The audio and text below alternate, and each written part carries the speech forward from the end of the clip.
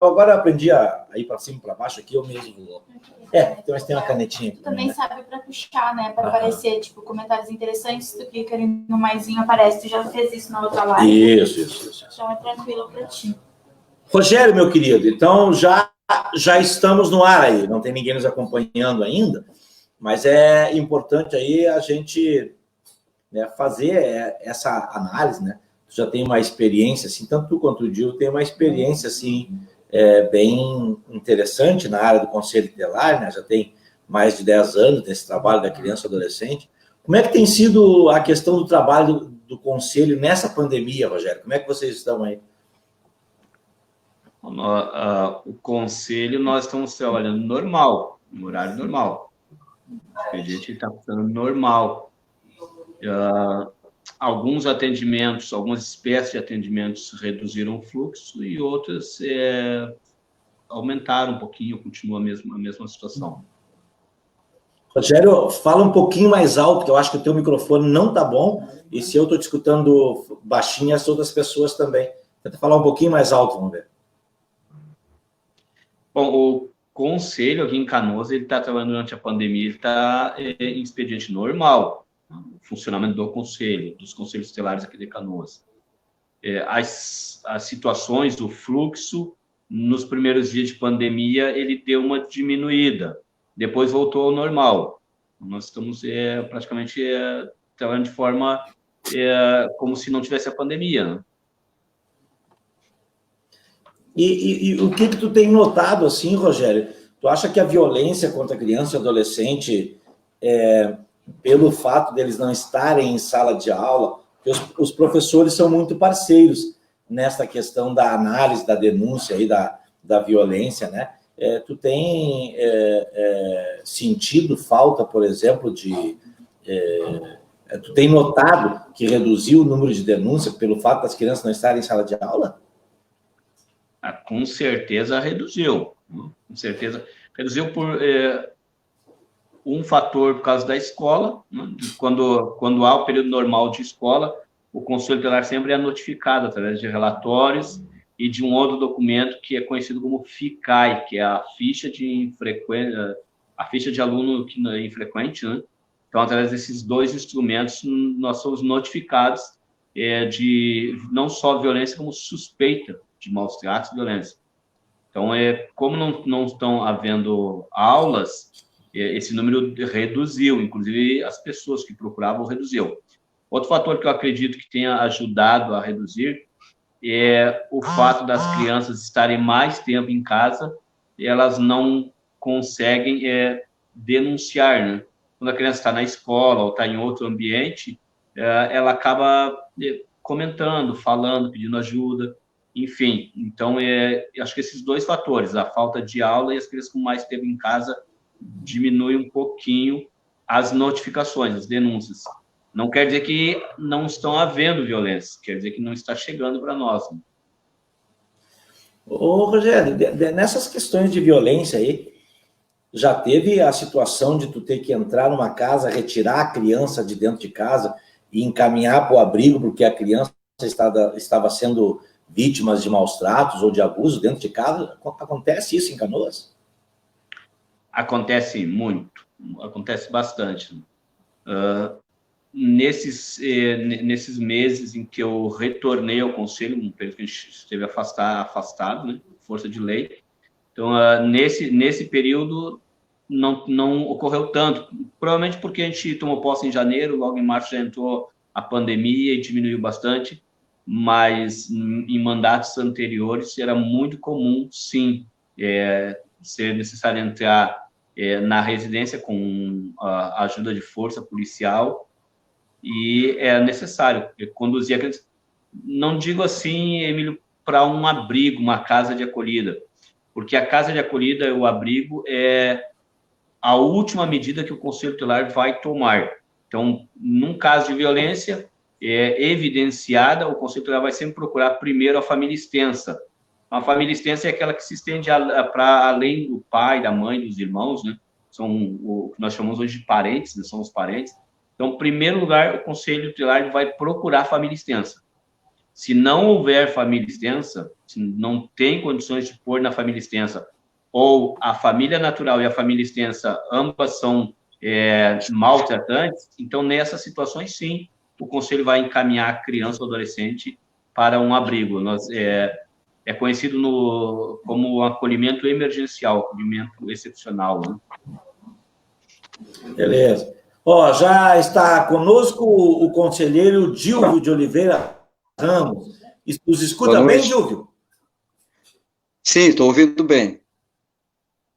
Beleza. Dilvio, eu e o Rogério estávamos batendo um papo aqui, já somos em 42 pessoas online agora nos escutando, sobre esse tema da questão da criança e do adolescente, né? Na questão ali da pandemia, inclusive a Terezinha Nascimento fez a pergunta, né? As crianças ficando mais em casa, se aumentou o número de denúncias, né? O Rogério, na verdade, falou que reduziu o número de denúncias porque as crianças que são vítimas em casa, elas estão mais dentro de casa, então elas não saem de perto dos agressores, logo eles têm mais dificuldade de denunciar para o professor em sala de aula ou para um tio, né? E, então, essa é uma preocupação nossa aí. Não sei, Dilvio, se tu tem atendido bastante nesse sentido também. Nesse momento, eu estou temporariamente afastado do Conselho Tutelar, né? Em função de um decreto aí, né? Afastado do comparecimento, né? Não afastado do Conselho, mas do comparecimento ao Conselho. Então, tem uma conselheira que está me substituindo, né? Mas a gente tem informações, o Rogério tem razão, né? Reduziu um pouco a quantidade, mas ainda, né, temos muitas situações, inclusive situações graves, né? Que as colegas conselheiras têm precisado atender. Então, até porque a população de Canoas é muito grande e nós atendemos a 6 bairros, né, bastante populosos, então sempre tem situações diversas que o Conselho precisa atuar, né, para que cesse a violação de direito dessas crianças e adolescentes. Olha aí, Dilvio, quase 60 pessoas conosco, a Yolanda Santelena mandando um abraço para vocês, dando boa noite, o Claudinei da Silva Teixeira, meu coração bate mais forte, deve ser por causa de mim, viu? Não é por causa de vocês. Olha a Francelina Ferreira aí, boa noite a todos, a ex-conselheira Ângela Traí, boa noite, Ângela, Gabriele, a Bibi, aí mandando um abraço para a gente, a Ledir, oi Ledir, boa noite, povo, boa noite, Ledir. A Regina Sanches Ferreira. Boa noite, meus queridos. Boa noite, Regina. Um abraço para o Giovanni, para a Vitória, para todo o pessoal aí. A Yolanda mandando um abraço também para a Francelina. O Wilson André Cardoso, que também foi conselheiro tutelar, hein? O Nelson Foz aí, lá da Matias, o Nelson, boa noite, boa noite. Ana Vargas. Aí, Ana Vargas, essa Ana, se não me engano, ela é a tua companheira faz alguns anos, né, Rogério? Boa noite, assunto mega importante. O assunto é mega importante, mas um dos debatedores também é mega importante, né, Aninha? Tu é tinhosa. Gerry da Silveira, boa noite, vereador, boa noite, Gerry. Sônia Santos, boa noite, Soninha, um abraço para ti. Esther Pilar, boa noite. Ruth, olha aí a mãe do Rogério.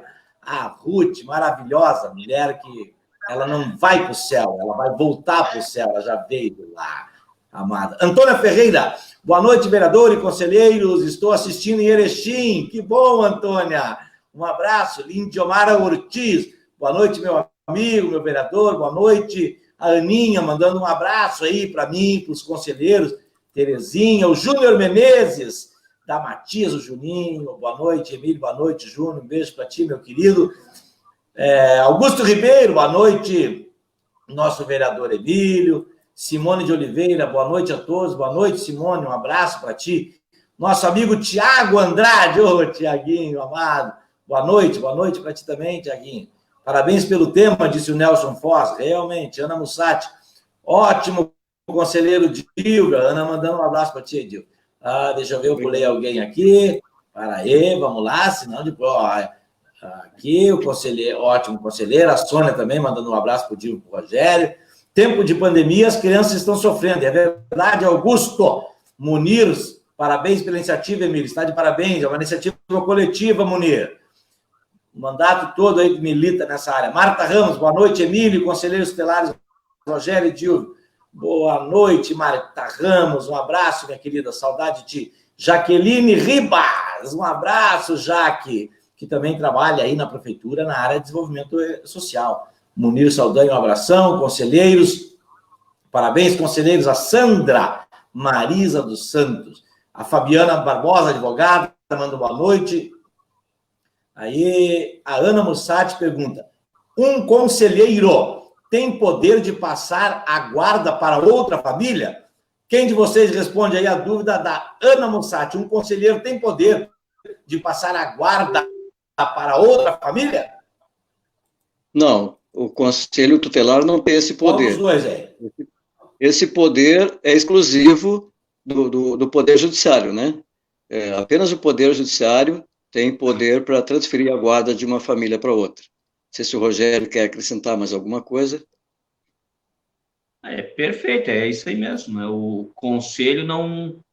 há três coisas que o conselho não tem autoridade para determinar ou para intervir, que é a substituição de guarda, a substituição de guarda, direito de visita dos pais e pensão alimentícia. Então, se tratou de pensão alimentícia, guarda ou tutela, adoção também, e direito de visita, pensão alimentícia, não atribui ao Conselho Tutelar, é com o Judiciário.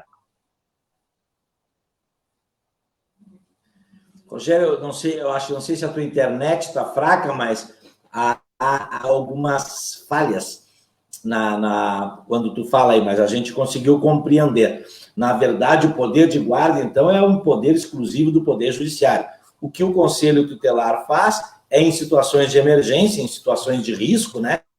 Onde a criança corre risco, ele toma uma decisão preliminar e encaminha para que o juiz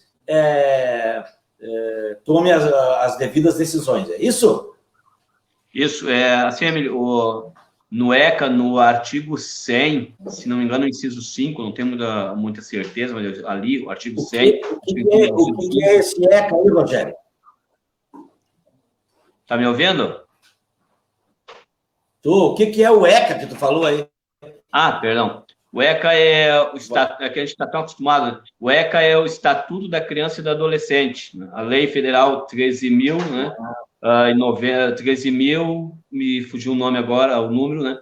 Mas é o Estatuto da Criança e do Adolescente. Então, no artigo 100, no inciso 5, ela trata da intervenção precoce. A intervenção precoce é quando a situação de perigo está colocada. Então, as autoridades competentes, entre elas o Conselho Tutelar, deve agir para cessar imediatamente aquela situação de perigo que a criança está acontecendo com a criança ou adolescente. Então, nesse sentido, o Conselho Tutelar age protegendo a criança e colocando ela na família extensa, apenas extensa, se não for possível na família natural, e precisa comunicar imediatamente ao Ministério Público dessa ação, para que o Ministério Público, então, proponha a substituição ou não de guarda. Obrigado, Rogério. Aqui, ó, já tenho mais um questionamento para vocês. A Sandra Marisa, gostaria de saber se vocês, conselheiros, estão sabendo das crianças que estão vendendo balas no centro, dizem que tem um adulto por trás dessas crianças, estão explorando. O que se faz em relação a isso? Crianças que estão nos semáforos, vendendo em situação de risco, na noite, na chuva, às vezes sendo explorado pelos adultos. O que a gente faz quando se depara com essa situação?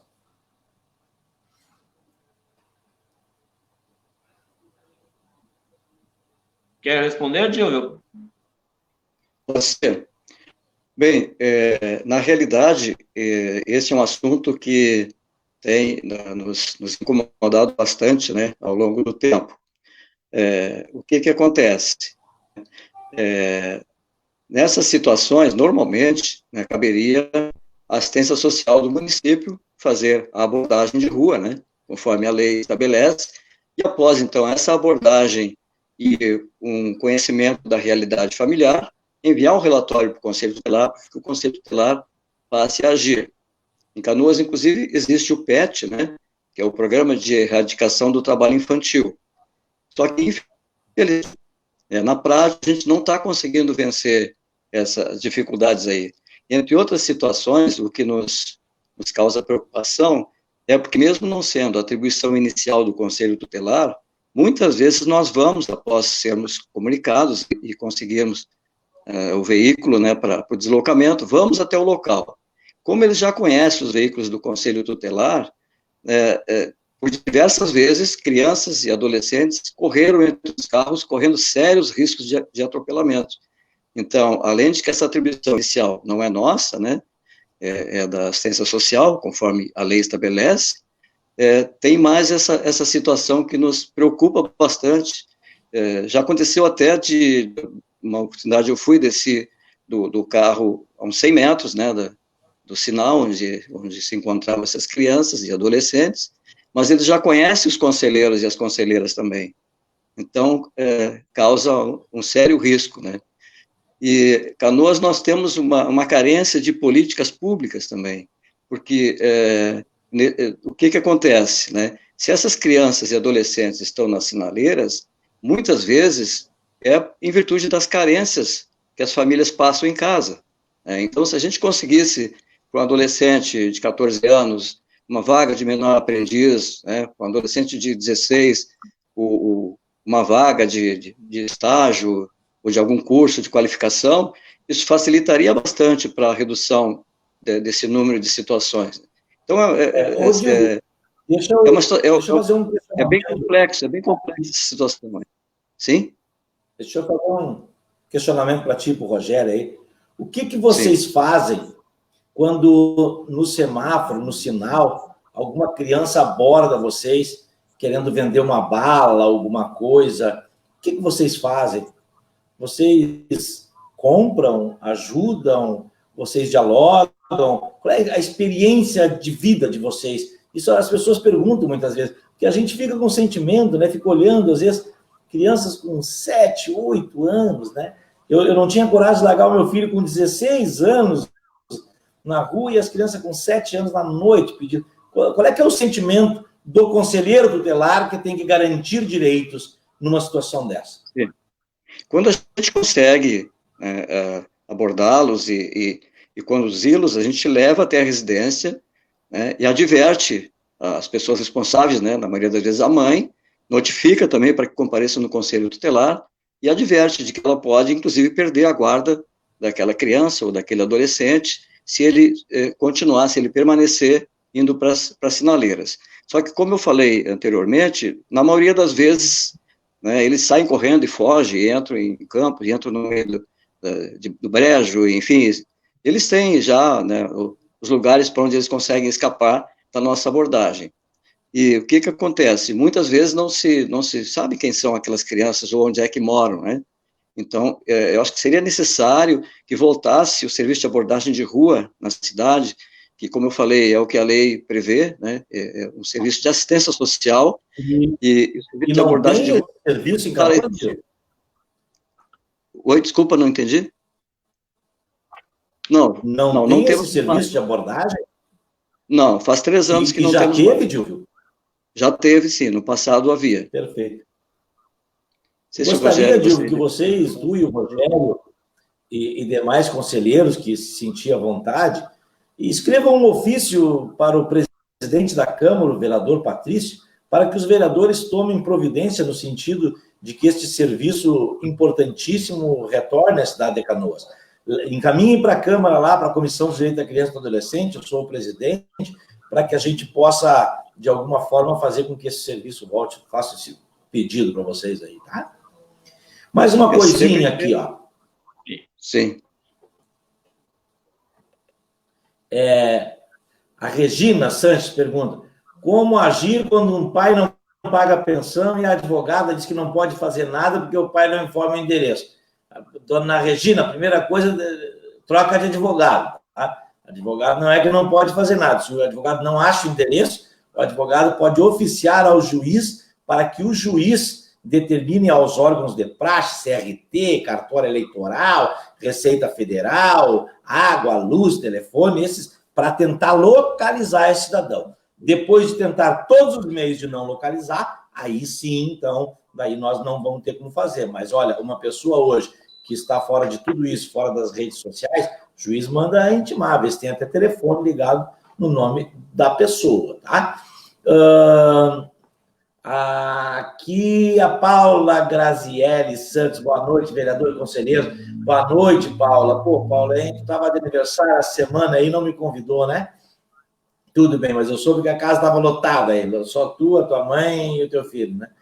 A minha filhinha também faz aniversário, estava a casa lotada, só 4 pessoas. Lindomara Ortiz, meu sobrinho de Passo Fundo está assistindo, que legal, amei, olha que legal. Viu? Olha aí, o pessoal de longe, hein? De longe. Gente, aqui eu tenho que ler um pouquinho aqui, me desculpe, mas vou pedir que vocês me deem atenção, que eu preciso ler aqui as pessoas dialogando conosco. Olha aqui, ó. Fabiana, que time top hoje, né? Ah, Fabiana! Top foi tu quando esteve conosco também. Raíla Verônica, beijo, Raíla. Sara Santos, de Mariana Pimentel, minha amada Sara, um beijo para ti, minha querida, que tanto trata bem minha maninha Dayana. Boa noite, vereador Emílio, conselheiros, um grande abraço, diz o doutor Renato Medeiros. Boa noite, doutor Renato. Fernando Nascimento, boa noite, vereador e conselheiro. Boa noite, Fernando, obrigado pela assistência. Então, está aqui a Simone Oliveira, boa noite. A estrutura atual do Conselho Tutelar de Canoas, ela é suficiente para o bom atendimento das crianças? Simone, vocês podem anotar essa pergunta aí. A Francelina da boa noite, a Raíla, a Márcia Camargo, minha prima amada. Boa noite, prima, estou te assistindo. Boa noite, minha prima amada, um beijo para ti. Hoje nossa família está de luto, perdemos nosso tio Valdir, né, que se despediu com 82 anos, então nossa família ainda de luto, né, Márcia? Mas tio Valdir, uma grande pessoa, descansou de seus problemas de saúde, nossos sentimentos, a família Galho. Rafael Tetur Ramos, uma boa noite especial para o meu padrinho Dilber. Olha aí, ó, o Rafael, teu afilhado, Dilber. Pessoa fundamental para o Conselho, pessoa que trabalha em prol das crianças há mais de 30 anos. Verdade, Rafael, eu sou testemunha disso. Anderson Borges, boa noite, Anderson.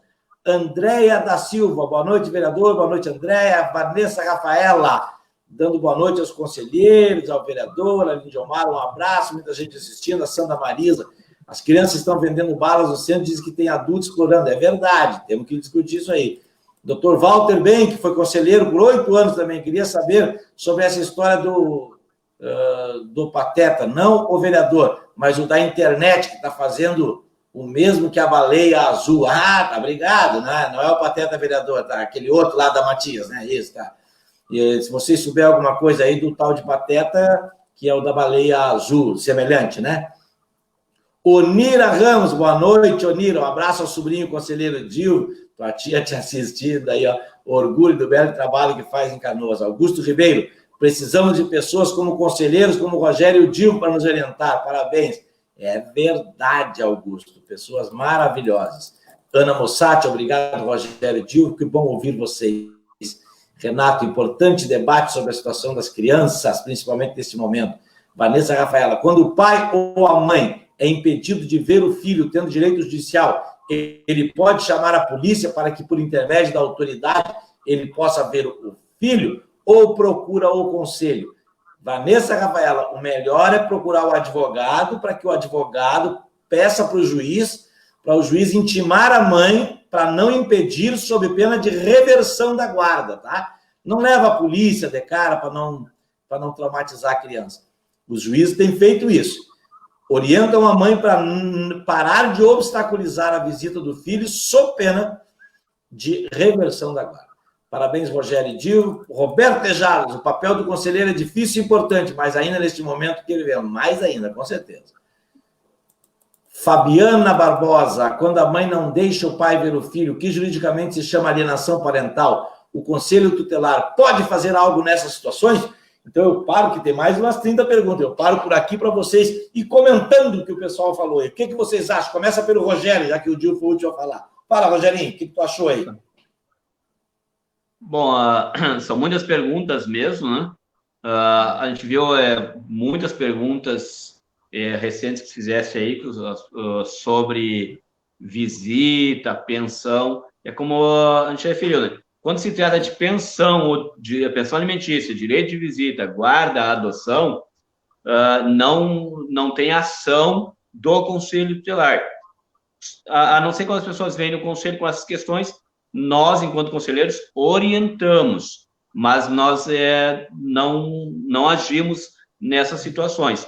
No caso de alienação parental, chega ao Conselho uma denúncia de alienação parental, que é crime, e deve ser registrada uma delegacia de polícia e encaminhada ao judiciário através de um advogado ou da assessoria pública. Quando chega essa informação ao Conselho, a ação do Conselho Tutelar, dos conselheiros, é encaminhar essa criança para um acompanhamento, um atendimento psicológico em razão da alienação parental. Mas o resto tudo vai se dar no âmbito da justiça. Eu só queria aproveitar, Emily, falar um pouquinho dessa pergunta que foi feita sobre o Pateta, que é uma página do Face, um usuário que se intitula como Jonathan Galindo e se veste como um pateta e tem encaminhado as crianças a fazerem coisas erradas e tal, até como a baleia azul, tentativa de suicídio, entre outras coisas, tem assediado as crianças. Então, a pergunta é o que se deve fazer. Enquanto conselho, que nós orientamos que os pais têm que sempre responder 3 perguntas quando se trata de filhos. Não só com relação à internet, mas com relação no dia a dia. Agora, muito mais, porque estamos vivendo num período de pandemia, as crianças estão mais em casa, provavelmente estão acessando mais a internet, crianças e adolescentes. Então, o que a gente orienta é que os pais sempre se façam 3 perguntas. Se o pai souber a resposta sincera dessas 3 perguntas, está indo bem, ele vai ter poucas dificuldades, poucos problemas com seu filho, sua filha. Então, a primeira pergunta que o pai deve se fazer a cada dia, a cada horário é: onde meu filho está? Então, onde ele está? A segunda pergunta é: com quem meu filho está?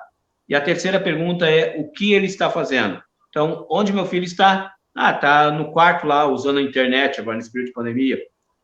Com quem ele está? Ou seja, lá na internet, ele está acessando que páginas? Com quem que ele está se comunicando? Então, com quem meu filho está e o que ele está fazendo? O que ele está fazendo na internet? O que ele está fazendo lá naquela página? Então, os pais têm que saber a resposta a essas 3 perguntas.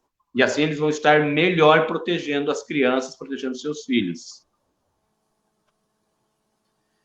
Dilvio, aproveita aqui e responde uma pergunta da Vanessa Alves. Quando tem uma suspeita, uma desconfiança de a criança está sofrendo abuso, a pessoa não tem provas, tá? Mas pelo comportamento mudou, ela tem uma suspeita. Ela faz o quê? E ainda outra pergunta que também passa ali por várias pessoas é o seguinte: a mãe não conseguiu vaga na creche e ela precisa deixar a criança com alguém para trabalhar. Ela vai no conselho, o conselho encaminha. Qual é o conselho que o conselho dá? Grita, seu Dilvio Ramos. Muito bem. Primeiro, então, respondendo sobre a questão da suspeita, né? A suspeita já é motivo suficiente e importante, né, para que haja uma denúncia, né? E no fazer a denúncia, a pessoa vai especificar que existe a suspeita, não tem certeza. E tem pelo menos 2 canais importantes para fazer essa denúncia, né? Um deles é o Disque 100, que é nacional, e a pessoa fica anônima, e no mesmo dia, pouco tempo depois de telefonado, a denúncia chega no Conselho Tutelar. É só discar o número 100, fazer a sua denúncia, sempre que possível, indicando o endereço completo e correto, né, e o nome da criança ou do causador da violação do direito. Mas se não tiver os dados completos, dá algum ponto de referência, ou dá características, mas, enfim, a denúncia, mesmo com a suspeita, é importante que chegue no Conselho Tutelar, para que o Conselho possa averiguar, e o mais urgente possível. Essas doenças de esse diz que sim, a pessoa tem todo o sigilo, ela não... Todo sigilo. Nem o conselheiro tutelar vai saber quem fez a denúncia. Perfeito, tá bom. Gente, assim, ó, algumas pessoas perguntando aqui na mesma linha, assim, da questão, quando o pai não paga a pensão, a mãe pode impedir ele de ver o filho, e algumas coisas, o que fazer quando o pai não paga a pensão e tudo mais, né? Assim, como essa é a minha área, eu quero ajudar vocês aí neste sentido, né? Nunca confunda dinheiro, pensão com sentimento. Se a mãe ou o pai não está pagando pensão, não prive a criança de ver o pai. Entre com ação, cobre o pai, mande prender o pai, se tiver que mandar prender, mas no dia da visita, deixa a criança ir com o pai. E, de preferência, não comente com a criança que o pai não pagou a pensão. Não comenta nada. A criança não deve entrar nessa briga de adulto. Os advogados resolvem isso, a Defensoria Pública resolve isso, a Promotoria da Vara da Infância resolve isso, tá? Hoje não pagou um mês aí, há grande possibilidade já de determinar a prisão, e os juízes determinam a prisão de um mês, se reiterar aí a falta de pagamento pode ser 2 meses, e acaba sendo, inclusive, em regime fechado. Tem que cuidar disso aí, tá, meus amados? Então, mas não coloque a criança no meio dessa briga e faça da maneira correta. Não tente prejudicar o pai prejudicando o filho, né? Deixa o pai visitar, deixa a criança ir visitar o pai. A não ser que está sendo prejudicial para a criança a convivência com o pai. Aí tem que tomar outras providências. Tem que ir no conselho, tem que denunciar, tem que procurar um advogado, tem que pedir a visita acompanhada, né? É isso aí. Gente, aqui, ó, a Marisa pergunta o seguinte. A vaga em creche, o conselho tem conseguido obter sucesso ou o conselho manda procurar os meios judiciais? Dilvio, o que tu acha aí? Bem, em certas situações, a gente tem sim obtido sucesso. Nem sempre, por quê? Porque Canoas tem uma carência de cerca de 5.000 vagas de creche, aproximadamente, conforme informações da própria prefeitura, né? Então, mas como é um direito da criança e do adolescente, né, direito líquido e certo, estabelecido em lei, o que a família precisa fazer, né, a partir de um insucesso próprio, ou mesmo quando comparece no conselho, a gente faz a requisição da vaga, encaminha para a secretaria, mas a vaga é negada com o pretexto de que não existe. Procura a Defensoria Pública, a gente mesmo encaminha, né, dá o telefone, o endereço por escrito, procura a Defensoria Pública, se não tem condições de pagar um advogado, e a maioria não tem, para entrar judicialmente com o pedido, né? E demora um pouco, porque o nosso Poder Judiciário tem acúmulo de processos e, infelizmente, não é muito rápido, mas, com certeza, a vaga vai ser assegurada, né? E o município não cumprindo, o próprio juiz determina o bloqueio de recursos da prefeitura para que seja paga uma vaga na creche ou na pré-escola, enfim, para aquela criança que não conseguiu a vaga. E o juiz daí libera o valor para a mãe presta conta depois que pagou a escolinha, é isso, né? Positivo. Perfeito. Olha aí, a Silvia Ramos Sheffield, boa noite, mandando um abraço. A Marta Ramos dizendo que o assunto é de extrema importância, com 2 conselheiros experientes, é verdade. Quantos anos de conselheiro, Jair? Dilvio? Eu comecei o 2º mandato, né? Tive um mandato de 4 anos e agora iniciei o 2º mandato. 5 anos. Rogério, são o quê? 11 anos, Rogério? Não, 8 anos.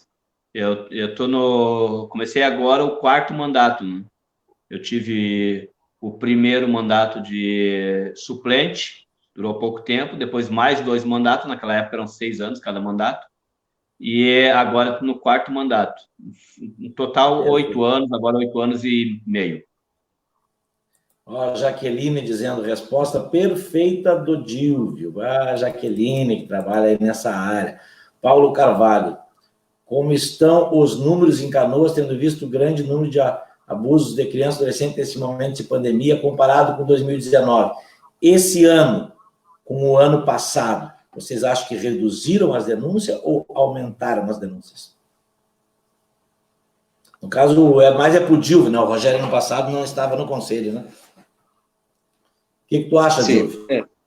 Infelizmente, né, ainda acontecem muitos abusos e estupros no município de Canoas. É triste relatar isso, mas a gente tem que falar a verdade aqui. Ninguém está aqui para esconder nada. Infelizmente, tem um número muito grande e o número não reduziu tanto, não. Permanece ainda este ano, né, pelo que se tem informações, muitos casos de abusos e também de estupros, né? Infelizmente. Que como é estranho para nós, né? Assim, parece que é mentira, né? Que crianças são vítimas de abuso, de violência, né? Isso é tão agressivo, é tão estranho para a gente. Como é que alguém pode fazer maldade para um ser tão inofensivo, né? Que vai causar trauma para o resto da vida para essa criança, né? E na maioria das vezes são pessoas ou ligadas às famílias ou conhecidas às famílias. Muitas vezes Só para dar uma experiência para vocês, eu como advogado tenho acompanhado alguns processos aí, só para dizer para vocês, assim, tornar público, né? Quando há condenação pelo crime de abuso dentro de casa, por pai, irmão, tio, mãe, que também as condenações têm sido muito fortes em regime fechado. O último processo que eu me ative passou de 40 anos de regime fechado para uma mãe e 75 anos para o pai, de regime fechado, né? Isso é uma pena forte. O judiciário tem sido rígido com esse tipo de crime, porque o crime ele vai se agravando. É contra o menor, é alguém que está sob a sua tutela, é alguém que não tem condições de defesa. Então, vai assim, vão somando as penas ali, né? Lídia Feiteiro, parabéns pela iniciativa. Obrigado, Lídia. Denilson, boa noite. A Emília, aos conselheiros que me representam. A preservação da criança sempre na prioridade dos pais, verdade. Aqui, eu estou indo aqui, mas eu já pulei aqui também. Aqui o Munir, se uma mãe tem mais de uma criança e não conseguiu vaga para as duas na mesma escola do ensino fundamental, o conselho pode ajudar a tentar que as duas crianças estudem na mesma sala, na mesma escola? O conselho tem feito isso? Rogério, o que tu acha? Na verdade, não é o que eu acho, né? É a lei, né? A lei, ela é... Rogério, gostei dessa resposta. É que foi feita uma alteração na lei, se não me engano, é 2018 ou 2019, sobre a segregação de irmãos na escola. Então, quando um irmão estuda numa escola e outro em outra escola, o município, o estado, eles têm o dever de colocá-los na mesma escola, desde que eles estejam na mesma etapa escolar. Então, se ambos estão no ensino fundamental e estão em escolas diferentes, o conselho pode, na negativa do município, do estado, cumprir essa obrigação, o conselho pode, sim, requisitar que as crianças estudem na mesma escola. O conselho não pode escolher a escola que a criança vai estudar, mas ele pode requisitar que os irmãos estudem na mesma escola se estão na mesma etapa escolar, né? Inclusive, deixa eu retomar um pouquinho, que foi falado um pouquinho sobre a creche, né? E da creche também houve uma alteração de que os municípios teriam... Essa alteração foi feita em 2014, se não me falha a memória. Em 2014, foi alterada a idade, que era de 6 anos, para 4 anos. Então, a pré-escola agora passa para 4 anos. Então, toda criança, a partir dos 4 anos, ela tem que, obrigatoriamente, estar inserida no ambiente escolar. Então, esse é o ponto. E a mesma lei, ela deu que até 2024, os municípios, eles têm que oferecer 100% de vagas para os alunos. Eles têm que garantir que 100% das crianças que buscam vaga na escola, na creche, que hoje não se usa mais esse termo creche, é escola de educação infantil, né? Mas todas as crianças que buscarem a vaga devem receber a vaga. A partir de 2024, é 100%. Desde 2016, se não me engano, são 50%. 50% das vagas demandadas, o município tem que conceder às crianças. E a partir de 2024, 100%. E sim, irmãos em escolas separadas, se a Secretaria de Educação, se não conseguir essa vaga na escola ou na educação, pode sim e deve buscar o Conselho Tutelar para isso. Perfeito, Rogério. Então, tu já respondeu a pergunta da Fernanda Hernandes. Ela tem 2 filhos, um de 3 anos e outro de 2 anos. Eles estão em creches diferentes, né? Então, os irmãos têm que ficar na mesma creche, pode buscar, ir lá falar com o Rogério, com o Dilvio, qualquer outro conselheiro que estará lá para atender, né? O Paulo Carvalho diz, tem uma informação que 70% dos casos de abuso e violência às nossas crianças e adolescentes acontece dentro do próprio lar. Está correta essa informação? Vocês sabem de algum dado em relação a isso? Que tem envolvimento da própria família, sim. Que necessariamente ocorra dentro do próprio lar, eu não tenho essa informação. Porque nem sempre é no próprio lar. Muitas vezes tem um familiar envolvido, sim, mas ocorre na casa de um tio, de um avô, de um primo, enfim, né? Nem sempre é na própria casa. O Alcindo, colega de vocês aí, está mandando um abraço para vocês, o Alcindo Conselheiro. Marta Ramos está dizendo... A Marta está dizendo que o Dilvio tem uma experiência de mais de 30 anos no trabalho com as crianças da nossa cidade. E é verdade, eu sou testemunha disso. Marcos Ramos. Dilvio tem 5 anos como conselheiro. Que lindo, né? E toda uma vida de trabalho no foco do bem-estar das crianças. Eu lembro que o Dilvio já trabalhava com as crianças quando ele não tinha nem um fio de cabelo branco. Viu? Verdade. Vanessa agradecendo pela orientação lá do Disque 100. A Marisa dizendo parabéns, conselheiros. Vocês aí, ó, devem colocar, são anjos que protegem as crianças. É verdade, isso mesmo. Então, tem que os nossos conselheiros estão aí para isso mesmo. Então, assim, mais perguntas sobre a questão da vaga na creche aí, o conselho tem como ajudar, tem como orientar. Denilson, boa noite, vereador, conselheiros Dilvio e Rogério. Esse trio me representa, tu também nos representa. Um beijo para o teu filho Rafael. Lindo, meu amigão, guerreiro. Bom, aqui então a Jaqueline, né, coloca ali a questão das crianças, que na verdade são as pessoas que elas mais confiam, as que geralmente são as que lhe prejudicam, né? Também aí a Soila, mandando boa noite, Emílio, conselheiros, boa noite, Soila. A Soila que tem nos ajudado muito aí, a Comissão da Criança e do Adolescente em nossas lutas. Richelle da Silveira, mandando uma boa noite aí. Queria perguntar a vocês, a qualquer um de vocês aí, sobre essa situação, assim, que voltou aqui. As pessoas ainda têm dúvida. O que fazer quando eles veem criança na sinaleira? Liga para onde? Qual é o número? Me ajudem aí. Bom, Emílio, assim,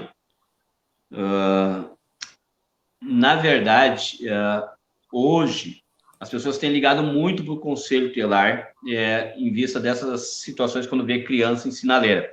Criança em sinaleira é trabalho infantil, como bem explicou o conselheiro Dilvio, é uma ação do PET, que é vinculado ao CREAS, né?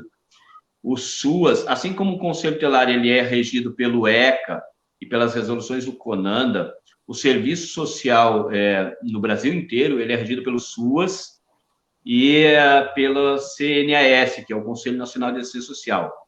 Em ambas legislações, deixa muito claro que os municípios devem ter abordagem de rua, abordagem social, abordagem do PET, ininterruptamente, ou seja, 24 horas por dia. Então, em Canoas necessitaria ter esse serviço, em Porto Alegre tinha serviço, não sei exatamente como é que está agora, mas tem que ter um serviço de abordagem onde o assistente social é que vai fazer a abordagem da criança, não o conselho tutelar. Então, o CREAS, ou o Serviço Social do município, vai fazer a abordagem de rua, deve identificar, cadastrar as crianças, as famílias, e aí inserir em programas sociais para que elas saiam, seja feita essa erradicação do trabalho infantil, e não havendo a aderência da família, a família não aderindo aos programas sociais, a criança continuando nessa violação de direitos, o CREAS deve comunicar ao Conselho Tutelar para que aplique as medidas para os pais em favor de proteger essas crianças. Como bem disse o Dilma, em alguns casos... O que é esse CREAS? O que é o CREAS que tu falou? Eu não, é o Centro de Referência de Proteção Especial da Criança e do Adolescente, né, que é da... E fica onde, Wagner? É em Canoas, né? É em Canoas. Ele é em Canoas. Então, só que assim, esse serviço em Canoas, atualmente ele não está funcionando. Né? Quando funciona, ele vai até às 5 da tarde apenas. Então, o Conselho Tutelar tem recebido muitas denúncias nesse sentido. Então, o que faz o Conselho Tutelar?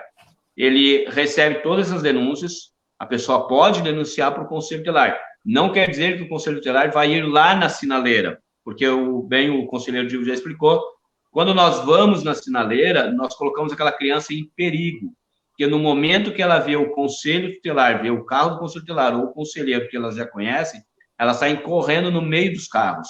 Então, nós colocamos a vida daquela criança em risco, em perigo. Então, mas nós acolhemos essas denúncias e encaminhamos ao CREAS.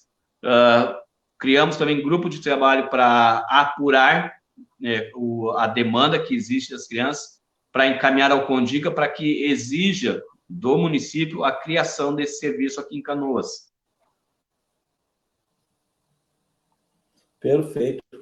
É importante isso, a gente, né, meus amigos conselheiros amados que também me representam também, eu sei o trabalho de vocês, o quanto é sério. Algumas vezes, pelo desconhecimento de algumas pessoas, às vezes o coração ele fala mais alto que a razão, né? Então a gente quer ajudar as crianças na sinaleira por causa daquele sentimento, né? E só que quando a gente compra ou ajuda ali, a gente está incentivando e de alguma forma fortalecendo uma atitude equivocada, né? Fazendo com que as crianças permaneçam nos semáforos, permaneçam na exploração do trabalho infantil. Está mais ou menos certo isso que eu falei, ou eu falei bobagem, seu Dilson? Bom, falou corretamente. Realmente é muito difícil, né? A gente vê uma criança com dificuldade pedindo e não oferecer ajuda. Mas a melhor ajuda nesse caso é a orientação, né? E também a denúncia. O CREAS é o Centro de Referência Especializado em Assistência Social, né?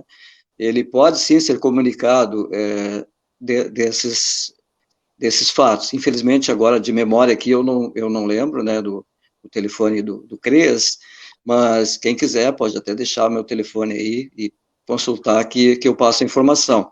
Infelizmente, como o conselheiro Rogério falou, o serviço só funciona até às 17 horas, mas de qualquer forma já é um auxílio prestado, né? Se não é o ideal, mas é uma forma de que se possa retirar, né, essas crianças dos riscos diversos que correm, né? Porque não é só o risco de atropelamento, é de serem abusadas, de serem abordadas por marginais, por abusadores, enfim, os riscos são muitos, além de que muitas vezes estão ou passando frio, ou no verão passando calor, passando sede, fome, enfim. Então, realmente é uma questão que preocupa bastante o Conselho Tutelar, né? E que no que depender de ações que cheguem, né, nas nossas atribuições, nós estaremos sempre prontos e dispostos a fazer a nossa parte. Emílio? Conselheiros tutelares, eu sei que vocês assumem o cargo porque são eleitos pelo povo, né? Mas chega a nós a informação de que o Conselho Tutelar ele não pode ter nenhuma outra função, ele não pode exercer nenhum outro trabalho. Isso é verdadeiro? O conselheiro tutelar não pode ter nenhuma outra função remunerada ou que ocupe o tempo e dificulte o trabalho de conselheiro. Mas tem algumas exceções, como o caso de professor e me parece que de médico, né? Mas não é que o conselheiro não possa ter uma outra atividade, ele não pode ter um outro compromisso com hora marcada, porque a dedicação dele precisa ser exclusiva ao conselho tutelar, né? Claro, nada impede que nas horas vagas ele faça outras coisas, né? Mas não com compromisso, né? Nada que vincule a um outro trabalho que possa prejudicar a atuação a qualquer momento como conselheiro tutelar. Obrigado, seu Dilvio. A dona Regina ela faz uma pergunta aqui. Pais que abandonam os filhos, que muito embora tenham o direito de visitá-los, não o fazem, e as crianças têm abalo emocional porque se sentem abandonadas. A lei prevê alguma coisa para cobrar abandono emocional por parte desses pais? A justiça tem obrigado a visitação? Como é que tem sido a experiência de vocês? Chegam casos semelhantes a esse para vocês lá? Sim, e com certeza é preciso que haja denúncia para que os encaminhamentos sejam feitos, né? Porque a questão afetiva, como o próprio vereador mencionou anteriormente, ela é independente da questão financeira, quer dizer, ela também é uma obrigação, né? E aí seria um abandono emocional, um abandono afetivo da criança ou do adolescente, né? E que é previsto punição para o pai ou para a mãe que tenha essa atitude. Deixa eu só...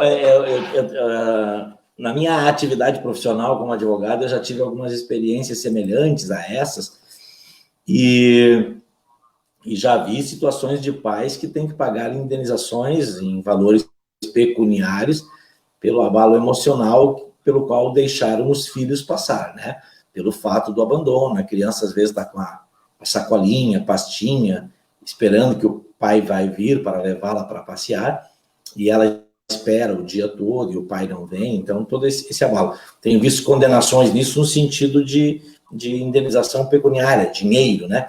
E tenho visto também alguns juízes que, numa situação dessa, ampliam o valor da pensão, viu? Tipo, alguns juízes entendem o seguinte, que já que o pai não quer dar o apoio emocional, é bom aumentar um pouquinho a pensão, porque daí a mãe vai ter um pouquinho mais de dinheiro para contratar um psicólogo, um terapeuta, ou a mãe vai ter uma função a mais, porque a função do cuidado e da proteção é de ambos os pais, né? Logo, não pode apenas um estar sobrecarregado. Então, tenho visto decisões interessantes, assim, alternativas, né, dos juízes das varas de infância aí, que militam no sentido de fazer justiça. Olha aqui, ó, nós temos mais 6 minutos a nossa live, tá? Eu queria só dizer para vocês assim, no finalzinho aqui, a Soila, eu tenho uma pergunta aos conselheiros. Nós estamos vivendo estado de exceção devido à pandemia. Se porventura o governo decidir pela volta às aulas, mas os pais não se sentirem seguros para enviar seus filhos, terão alguma penalidade? Porque hoje, se o pai ou a mãe não manda o filho para a escola, eles são penalizados, né? Com a questão da pandemia, se sente inseguro. Eu não vou mandar, isso aí é coisa louca, eu quero proteger meu filho. O que vocês imaginam, uma vez que ainda a lei não estabelece sobre isso, né? Mas tem a questão de proteção. O que vocês acham sobre isso? Bom, como bem disse, né, a Soila, é um estado de exceção. Nós estamos numa situação atípica, em que lei nenhuma previu essa situação, né? Inclusive, nós já temos discutido isso em colegiado, o que fazer, né? Porque a lei ela é muito clara. Havendo a infrequência, a escola vai comunicar o conselho tutelar, que vai chamar os responsáveis ao conselho para que essa criança volte para a escola. Mas é bem como foi dito, é uma situação atípica, a lei não prevê essa situação. E enquanto o conselho tutelar e o conselheiro, ele só pode fazer aquilo que está escrito na lei. Ele não pode ir além do que está escrito na lei. Então, se a escola comunica em frequência, o conselho tem que chamar os pais, vai ouvir os pais, vai levar a situação, e o conselheiro pode, né, numa situação atípica que nós estamos, tentar entrar num entendimento com a Secretaria de Educação e com os pais, para tentar resolver a situação de uma maneira diferente, mas é uma situação atípica, eu ressalvo. Gente, infelizmente, temos mais 5 minutos. Eu passo 2 minutos para o seu Dilvio, para as suas considerações finais, despedida, depois ao Rogério, e depois, então, nós encerramos. Com a palavra, Dilvio de Oliveira Ramos, meu conselheiro amado. Bem, em primeiro lugar, obrigado pela oportunidade, obrigado também a todas as pessoas que prestigiaram, né, não só assistindo, mas também para quem dirigiu perguntas. Eu gostaria de dizer que o Conselho Tutelar realmente é uma função essencial na sociedade, mas que depende muito também da contribuição de cada pessoa. Então, sempre que souberem, né, de alguma coisa, mesmo que seja uma suspeita, né, mas também, evidentemente, qualquer tipo de situação em que perceba a violação do direito de uma criança ou de um adolescente, seja por abandono, seja por negligência, seja por maus tratos, seja por um abandono intelectual, crianças que não frequentam escolas e muitas vezes, infelizmente, tem responsáveis que não matriculam, ou se matriculam, não acompanham a frequência, muito menos o desempenho escolar. E também esses casos mais graves de abusos e de estupros, né? Assim como tem maus tratos violentos também, que a gente já se deparou, que a gente só toca o barco porque está preparado para isso, né? Resolveu ser conselheiro sabendo que iria encontrar situações difíceis. E sempre que precisar, pode contar, né? Nós temos em Canoas 20 conselheiros, entre conselheiros e conselheiras, além dos suplentes, e todos e todas estamos preparados e dispostos a atuar, né, para que realmente sejam cumpridos os direitos das crianças e adolescentes da nossa cidade, né? O nosso compromisso é zelar pelo cumprimento desses direitos, e é isso que fazemos diariamente, enquanto estamos atuando, né? O Conselho Tutelar funciona 24 horas, é o único órgão que eu conheço que realmente funciona 24 horas, né? Tem durante toda a noite, durante os feriados, finais de semana, sempre tem um conselheiro ou conselheira, pelo menos, de plantão, e os demais de sobreaviso para ajudarem. E desejar, então, a todos uma ótima semana. Abraços. Obrigado, Dilvio.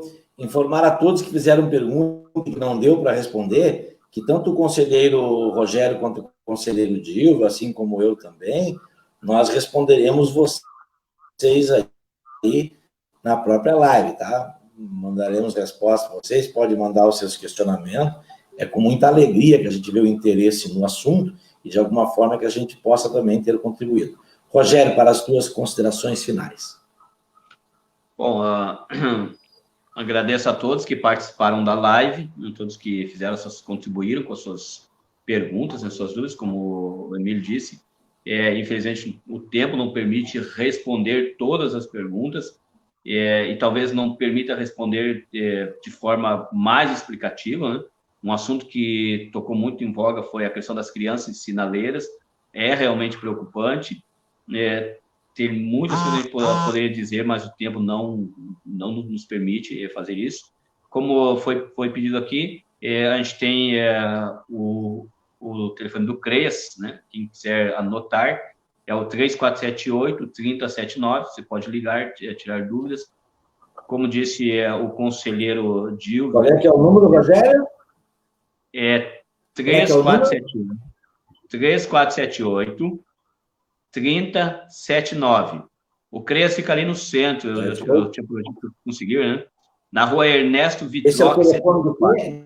Onde é esse telefone? É do CREAS. Que telefone é esse? CREAS. Tá, já coloquei na live aí, viu? Tá ok. Como bem disse o conselheiro Dilvio, o Conselho Tutelar ele é um órgão que ele precisa ser provocado, ou seja, as denúncias precisam chegar para que ele possa tomar conhecimento e agir. Então, nós precisamos que, principalmente nessa época, que as escolas não estão podendo notificar maus tratos, abusos e outras situações em razão da pandemia, que aqueles que souberem de situações de maus tratos, de violência contra criança ou adolescente, que faça sua denúncia. Pode fazer para o Conselho Tutelar, tem lá nos sites da Prefeitura, não vou passar agora porque são 8 números, mas pode discar para o Disque 100, que é esse número recebe denúncias, né, envolvendo crianças e adolescentes. Então, nós agradecemos a participação de todos, né, e fica aqui o nosso apelo para que denuncie. E um último apelo que eu gostaria de fazer, Emílio. Muitas pessoas reclamam conosco de que fiz uma denúncia e o Conselho Tutelar não fez nada. Quando o Conselho Tutelar recebe uma denúncia, as denúncias elas são tratadas em caráter de sigilo. Então, o Conselho Tutelar ele vai lá, ele atua, muitas vezes ele pede uma intimação para a família comparecer no Conselho, aplica medidas protetivas, só que os vizinhos, a sociedade, acaba não sabendo que essas coisas aconteceram, porque não se pode divulgar essas coisas. Então, não é que o Conselho não fez nada, ele fez, só não está sendo divulgado, porque nós não podemos fazê-lo, né?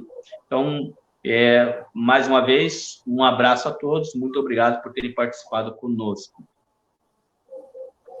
Muito obrigado, Rogério, muito obrigado, Dilvio, que Deus abençoe o trabalho de vocês, que vocês possam continuar nessa missão divina de proteger nossas crianças, nossos adolescentes.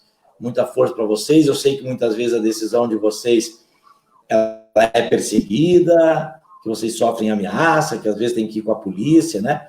Então, eu queria parabenizar pelo trabalho, por essa decisão de vocês de optar por defender aquele que naquele momento não pode se defender, né?